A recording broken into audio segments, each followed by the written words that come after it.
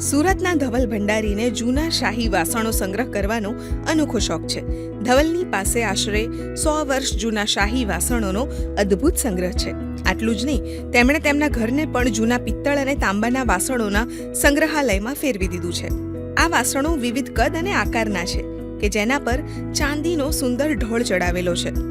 ये मेरे पास जो बर्तन है वो 100 साल से भी पुराने ऊपर के बर्तन है. इसको मीनाकारी वर्क बोला जाता है और ये बर्तन राजा रजवाड़ा का टाइम यूज़ किया जाता था. ये कॉपर के बर्तन रहते हैं, उसके ऊपर चांदी का ढोल चलाते हैं, यानी चांदी का पानी वो चढ़ाते रहते हैं. और मेरा उद्देश्य है कि आने वाली पीढ़ियों की भी मालूम पड़े कि ये पुराने ज़माने में ऐसे भी बर्तन इस्तेमाल किए जा रहे थे. આજના જમાનામાં જ્યાં સ્ટીલ અને એલ્યુમિનિયમના વાસણો લોકોમાં વધુ પ્રચલિત છે, ત્યારે ધવલ તાંબા અને પિત્તળના વાસણો વાપરવાની ભલામણ કરે છે.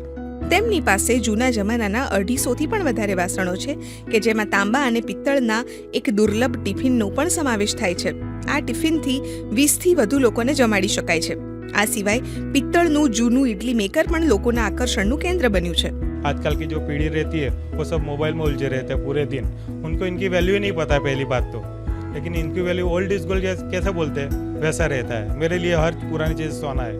ये मेरा शौक दादा का था और दादा गुजरने के बाद ये शौक मेरे में आया. 20 साल की उम्र से मैं ये कलेक्ट करते आ रहा हूँ और कोई भी पुरानी चीज़ों में सब कलेक्ट कर लेता हूँ पूरा. ધવલ ટૂંક સમયમાં પોતાના આ સંગ્રહને લોકો માટે ખુલ્લો મૂકવાનું આયોજન કરી રહ્યા છે. એમને આશા છે કે આનાથી વધુને વધુ લોકો તેમના ભવ્ય ભૂતકાળથી માહિતગાર થશે.